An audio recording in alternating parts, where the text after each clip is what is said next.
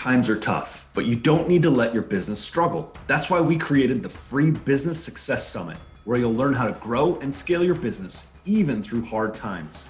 Visit mnbusinesssuccesssummit.com to learn more. So I lost everything, including my house, my job, my wife, everything. Wow. I was like, what am I going to do? Yeah. And I started networking, and it was that brought me out of the trenches. I'm your host, Chaz Wilson. I bring you successful entrepreneurs, add valuable wisdom to your journey, and help you succeed. Welcome to Connect, Share, and Prosper. Hey everybody, welcome to another episode of Connect, Share, Prosper. I'm your host, Chaz Wilson. I'm joined today with Travis Sims, my good friend and fellow Master Networks member, but he's also the CEO and founder of Accelerated Global Connections from Minnesota, our founding state of Master Networks. Please welcome Travis Sims. Welcome to Connect, Share, Prosper. How are you, my friend? I'm wonderful. Thank you so much for having me. I'm super excited to be a guest today. Yeah, thanks for being here. So you have this massive, I say massive, like this huge wealth of experience when it comes to networking and building connections. And you started your own organization.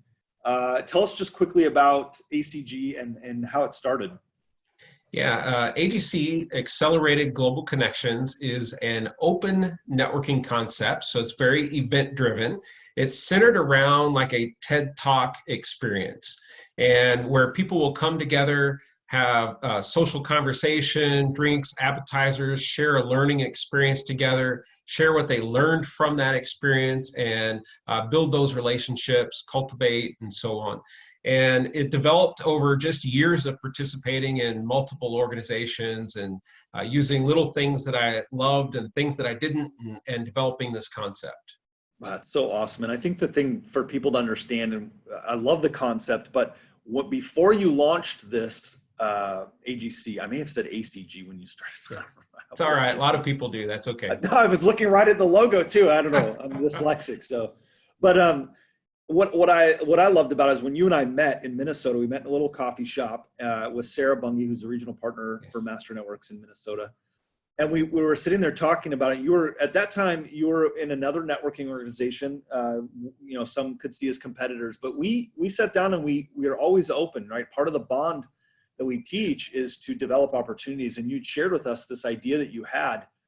And man, we latched onto it really quickly. And I told Sarah when we walked out, man, if he launches that thing, we need to be part of it. And I know Sarah has joined, and several of our Master Networks members have joined with that. But what was that day like for you? I just want people to understand, because I think they miss opportunities. They shut them down too early, right? What was that like from your perspective?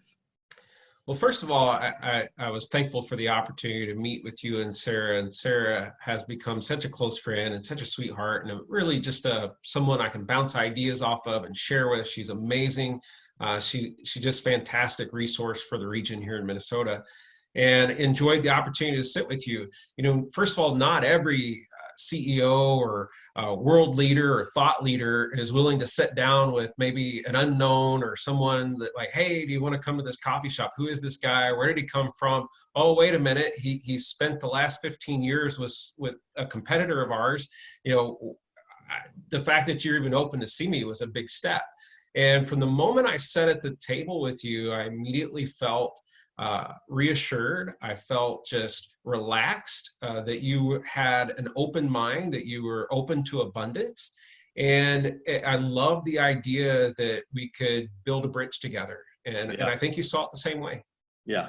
And I think the interesting point is when you've got people who maybe on the surface things could seem like competition, I think what you have to do is you have to provide that safe place to have that conversation and, have a place where you can explore ideas together and not feel like, oh, should I say that? Should I not say that? I mean, I feel like both of us were pretty open right from the go. And that's what I appreciated about you. Like you could have been again, I'm trying to model for those listening to this. This is really important because you're going to have opportunities to meet with people and create things together. But you could have been really close to the vest, but I even asked you some pretty direct questions and you're like, yeah, I'm building this website. I'm building this thing. I'm like, yeah, do you mind showing it to me? And I remember thinking like the more you're open, the more I'm going to be like back and forth than we just were. And I thought it was just a cool time for both of us, I think. Yeah, absolutely. I think people ignore that a lot. They think that, oh my goodness, I can't collaborate with my competitor, but it's an important tool if you can think in an abundance mindset that not everyone that walks through your door is going to be the perfect customer or client for you. And you're Yeah. going to serve them better if you can send them to what might be your competitor, but it's a better fit for them. And when you do something like that, when you can grasp the power of that, then when the opportunity comes back around, they'll send it to you. And right now, especially too, you should maybe be contacting your competitors and saying, "Hey, Yeah. what are you doing? And how are you doing it? And how are you serving your people?" And I think people might be a little bit more open. I hope they will. I'm glad that we were. Yeah, well, to that point, I mean, in this time, you and I have connected already at least once before. I know you're talking to Sarah, and I'm speaking at one of your virtual events, and here you are on my podcast. Like, we're trying to serve each other's communities, and some of the community overlaps a little bit. But the point is, like, if you're trying to hoard everything, all opportunity, you're never open to, like, you're closed off, like just the visual, you're closed off. If you're open to helping others, then you're open to receiving, right? The hand that's open to giving is open to receiving. And I think that's just an important lesson in business that people need to remember. Yes, and you model that well when you talk about connect, share, and prosper. I mean, when you're that share component, you live that, you model that, and as a result, everyone around you prospers. And so I Yeah, thank you. appreciate the collaboration, and just for the clarity within this podcast, we found quickly that we're not competitors. No. We're definitely collaborative. Matter of fact, our organizations feed and help one another, and we found that people who participate in more than one type of networking have even better growth in business, right? I mean, For we sure. want them to participate in local chamber. We want them to participate in a Rotary or a Kiwanis or a Lions Club where they're serving their community, and to have that closed network as in master networks. I agree. I agree. So let's talk some skill. I don't think networking is a soft skill. I think relationship building and networking and building connections is a skill to learn. I think if you can learn it, you set yourself apart. And so, what are some of the things that you do intentionally when it comes to networking and building relationships that's helped you, along the way that people could implement? Well, I think sometimes networking scares people a little bit. I mean, it's the leading thing that everyone tells you to go do, but it's the thing they don't teach in college. And you're out there trying to find your own way on how to do networking. And then you look at all the different types of networking that's available and try to find the one that fits your style and where you fit. And then you walk into a room of people that you've never met, that don't know you, and you don't know them, and you're trying to break in as this newcomer. And I think my biggest advice or thing that I learned early on was just to be open, to Yeah. be a good listener, and seek the relationship first. It's Okay. not about the sale, it's not about the closed business, it's all about the relationship. Well, and you modeled that, because now that you say that, I think about that first time we met, there was nothing to do at that moment. We just built from there, right? I mean, it was, I don't know, remember the exact time, but I want to say it was about a year before we were able to do anything together business wise, like us promote you, you promote us. I mean, it was at least probably that time, right? Oh, for sure. Yeah. And I think it just takes a while, first of all, to see, okay, is there an opportunity for us to develop the relationship, get to know each other, potentially see where it could lead, if we can help one another, and later, potentially the business will happen. And if Yeah. it doesn't, that's okay. But at least I got a relationship out of the deal, Yeah. and, we're able to help each other. So what drives you with AGC? I love helping people. I Yeah. absolutely love it. I come from, and I'll give you just a little back history. And way back in the early recession, I lost everything. Mm. I was an entertainer. I was a magician, and we felt it first. When I say magician, I'm not talking birthday party style magician. I was performing 500 to 600 shows a year. I was on a national stage. I did Wow. tons of fairs, festivals, casinos, theme parks. I was on the Oprah Winfrey Show. I was at the top of my game. Wow. And when the recession happened, almost the entire entertainment world collapsed. And because we felt it first, because Yeah. when you're going to tighten your budget, the first thing you do is like, all right, we'll go out less. We'll eat at home. Instead of going to the movies, we'll rent a movie. Yep. You know, all these things, everyone decides to restrict. And all of a sudden entertainment, it's not an essential. And so I lost everything, including my house, my job, my wife, everything. Wow, man. And I was in a moment where I was like, what am I going to do? Yeah. And I started networking, and I started building a network. And it was that brought me out of the trenches. And I knew in that moment, I just felt this thing in my heart that said, I never want another business owner or salesperson to be in the place that I was at. And I knew that if you could insulate yourself with a network, it would potentially protect you from being in that environment. Well, you're speaking my language, man. I think those story, and I shouldn't say story because it's your experience. I mean, it is your message. It's what you've been through. Similarly, I've been through that as well. And I think that's what drives me, which is probably why you and I are so aligned. We want to help people not have that pain, right? That heaviness that's felt. And it was my network that helped me, but it continues to help me. So you're in this moment, right? I'm curious. So you said something as if it became the obvious answer to go build your network, but I'm surprised that that's what you thought, like in that time. Like, what was it that made you think that's the time to go build my network? And how did you know that was the thing to do? Well, it's funny you say that. I grew up in a really small country town, and I mean very small, rural. I'm originally from Indiana, and most of the people in my community, they didn't graduate high school. They never went to college. They live on mom and dad's property, and it's just the way things were, and still are in my community. And I'm one of 8 children. I have 7 siblings. Wow. And in my where do you community, fall? Where do you fall in the? I'm the oldest. Okay. Yeah. And what's interesting about that, and I don't know if that's where you're going, but I found that often that business owners or top professionals tend to be the firstborn. Not always, but they are. I'm the oldest too in my family. No kidding. Okay. Yeah. Well, to answer your question, it was, finding a safe place to land. Yeah. Whenever I really need help, or I really need someone to talk to, I pick up the phone, I call my dad, I call my mom, I call my brothers, my sisters, and I reach out to the people that love and care about me the most. Right. And I thought, what if I could build a business family, a community like that? And that's what I went out seeking. Wow. Good for you, man.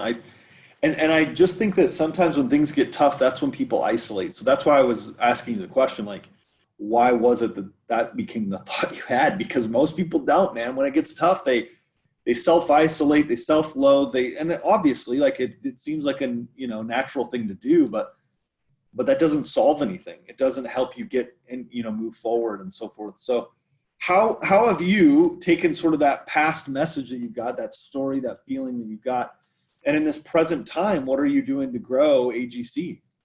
Yeah, thank you for asking that.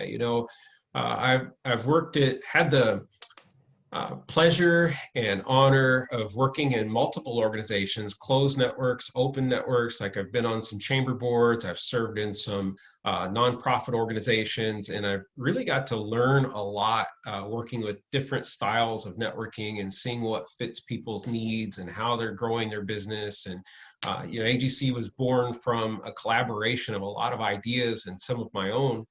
And it's all about serving people and finding ways you can show up and serve them and help them. And what I was noticing was we live in very much a technology world. I mean, you're in Texas right now. I'm in Minnesota. We're on this same screen together.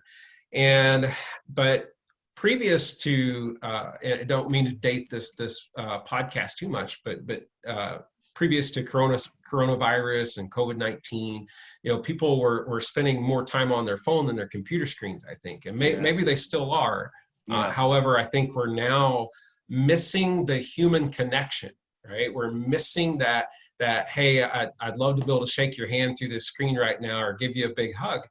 And inside AGC, we created an environment that is open for people to be receptive to one another. It's really about sharing an experience. I found that if I could help them share a learning experience together, that they bonded faster.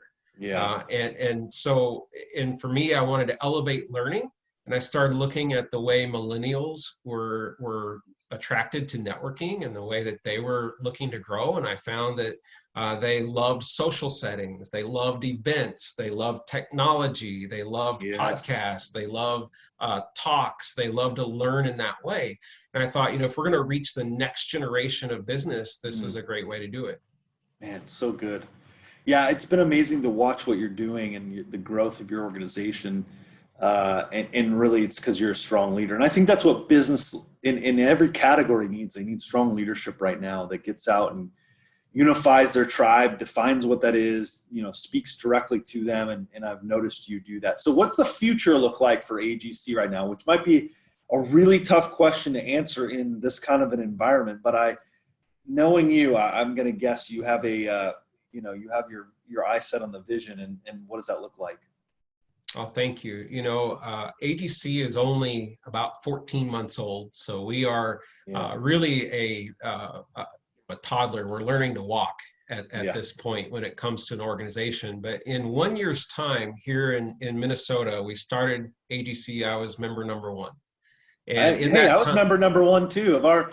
And by the way, we're about to hit next year will be 10 years, right? So we're just about to get to that preteen. We got a lot of attitude, like yes. Oh, that's awesome. That's awesome. Sorry, keep going. No. In year 1, we started with member number 1. We're now over 400 plus members in Minnesota. A handful of members that are from outside the state that really just they already do business in Minnesota or want to do business in Minnesota. We have huge expansion plans. I mean, I put global in the name because I have a big vision, and that is to create a global organization serving people all over the globe, connecting them together in business. And so that's the long-term vision. This year, we have plans to start 5 regions in the country for AGC. Now, little thing happened, and that's the coronavirus outbreak took place, COVID-19, might have upset our plans just a little bit. However, it's really created an environment for us to adjust and adapt. And we're accomplishing things that were, in our longer term plan that got pushed a little bit faster because we needed to develop a more online technology. We needed to be able to create live broadcast. And we just did a broadcast on Thursday that had 300 live viewers, which, by the way, is our largest audience to date. I mean, we're no longer restricted by the size of our rooms. So when we go back to meeting and having events in in-person rooms, we'll still continue to live broadcast those. That's cool. Yeah, we just got off a leadership call where we were talking about, when everyone gets back to work, what are some of the changes that we're going to make that this has caused us to rethink or reinvent? And that's a big deal. Like if you're in an industry right now, first of all, some of the businesses are going to be gone. That's going to create a void. And so you've got to be thinking about reinvention and filling that void, because there's going to come voids. Look, there's going to be networking competitors to you that probably won't be around when this is over, or they won't last much longer. We're going to see the same in our side of the world too. And there's a void there. People are going to need to find a home. And just like any business, they're going to need to find a home. And they're going to see who's the voice of that tribe, who's the voice out there that's talking to the tribe that I want to be a part of. And so that's why I would encourage everyone to do that. But that's why I love that you're putting these together. I'm honored to be able to speak at one of your events coming up. I appreciate the invite. But you just do some amazing stuff. And I thought, man, this is a guy I need to have on my podcast for people to hear. Whether you're listening to this and you're in Minnesota, you need to check out AGC. So how do they find you? How do they follow you? How do they connect with you? Oh, thank you. Yes. There's several ways you can check us out. First of all, our website is joinagc.com. You can take a look around there, see the events that are available. There's lots of live broadcasts, podcasts, and so on. You can find us on all the social media channels, including YouTube, Facebook, Instagram, Twitter, all of those available. But I want to point out the one that I really want to steer some traffic to, and that is we've developed a Facebook group that's open to the public. And this is what we're broadcasting live into, is in this private but public group. And all you have to do is search Accelerated Global Connections, spelled out, public group. And we're going to be broadcasting you in 2 weeks into that group. And we launched that group 4 weeks ago yesterday, and we're now over 1,000 plus members in that closed group. So we're excited to help you build an audience. Love it. Thank you. Likewise. Well, Travis, I just think what you're doing is amazing. I love the way you're serving your community. I love the way that you lead that group and that tribe with integrity and with honesty and authenticity, and the way that you just add value to them on a regular basis. So, man, I just really value what you're doing and think that you're doing a phenomenal job. That's why I wanted to have you on the podcast.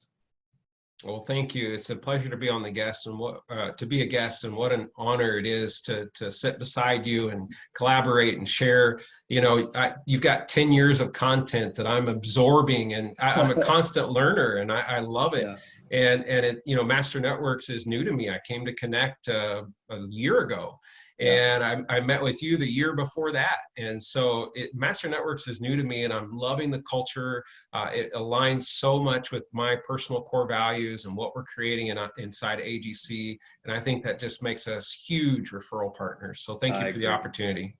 Yeah, you're welcome. And thank you for being on it. Guys, I hope that you'll connect with Travis. He's like I've said, he's a great leader. He's somebody who is our culture. He's building a great organization. And so, as you know, every Monday, noon Central, I bring you successful entrepreneurs and leaders like Travis, who are going to share some of those stories with you, some of the ups, the downs, and the things that they're learning. And you can learn a lot from what Travis has been through and what he's doing, and how he's taken that mess and now made it his message, and how he's improving the lives of entrepreneurs in the state of Minnesota, and soon to be globally. I have no doubt of that. So again, Travis, thank you for being on this episode. Guys, we will see you next week on the next episode of Connect, Share, Prosper. Till then, everyone, take care. Times are tough, but you don't need to let your business struggle. That's why we created the free Business Success Summit, where you'll learn how to grow and scale your business even through hard times. Visit mnbusinesssuccesssummit.com to learn more.